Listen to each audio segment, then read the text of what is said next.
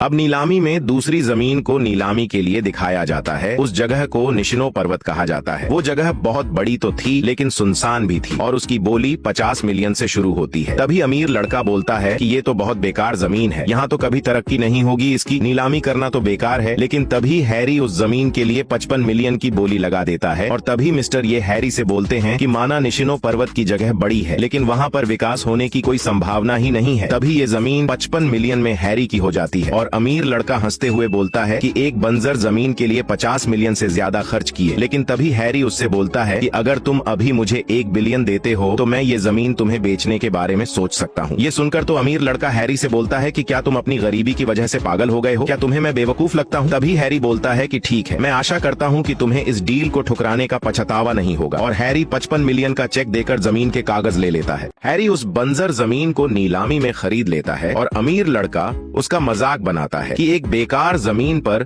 उसने 55 मिलियन खर्च करे। तभी हैरी उससे बोलता है कि तुम्हें जल्द ही पता चल जाएगा कि तुमने अपने जीवन में इतना अच्छा मौका गवा दिया। और तभी मिस्टर ये हैरी से बोलते हैं कि तुमने 55 मिलियन खर्च किए लेकिन तुम्हें इतनी बड़ी बातें नहीं करनी चाहिए और हैरी से नाराज होकर वहाँ से बाहर चले जाते हैं। तभी लड़की हैरी से बोलती है जाओ उन्हें मनाओ जाकर। लेकिन हैरी बोलता है कि चिंता मत करो, वो जल्द ही वापस आ जाएंगे। और मिस्टर ये जैसे ही बाहर जाते हैं उन्हें मैनेजर का कॉल आता है। वो एक ताज़ा खबर बताता है कि अभी अभी निशिनो पर्वत की खुदाई में नेचुरल हॉट स्प्रिंग्स मिले हैं और सिटी ने इसे एक घूमने का इलाका बनाने का निर्णय लिया है। ये सुन मिस्टर ये बहुत हैरान होते हैं और तुरंत वापस जाते हैं और हैरी से माफी मांगते हैं और उन्हें बताते हैं कि जिस जमीन को अभी अभी हैरी ने खरीदा है वहाँ अभी एक प्राकृतिक गर्म पानी का झरना खोदा गया है और अब वहाँ पर टूरिस्ट प्रोजेक्ट बनाया जाएगा और अब इस जमीन की कीमत दसियों अरबों की हो गई है। ये सुन तो अमीर लड़के के पैरों के नीचे की जमीन ही हिल गई। हैरी को पता चलता है उनकी साथी सिस्टर चैन कुछ दिनों से लापता है और वो उसे हर जगह ढूंढने लगते हैं। लेकिन तभी उनकी गाड़ी के आगे एक भिखारी लड़की आ जाती है। हैरी जैसे ही उसे देखने आता है तो वो देखता है कि ये तो सिस्टर चैन ही है जिसकी इतनी बुरी हालत है। हैरी उससे बोलता है कि तुम ऐसी कैसे बन गई, हम सब तुम्हें कब से ढूंढ रहे हैं। और हैरी बोलता है कि अगर आप इतनी मुसीबत में थी तो तुमने हमें क्यों नहीं बताया। तभी मिस्टर किम बोलते हैं कि क्या तुम्हारी इस हालत का जिम्मेदार वो अमीर लड़का जोहू है। ये सुन सिस्टर चैन फूट फूट कर रोने लगती है। वो बताती है कि जोहू ने मेरे कंपनी के आदमी के साथ मिलकर धोखे से मेरी कंपनी और मेरी पूरी प्रॉपर्टी को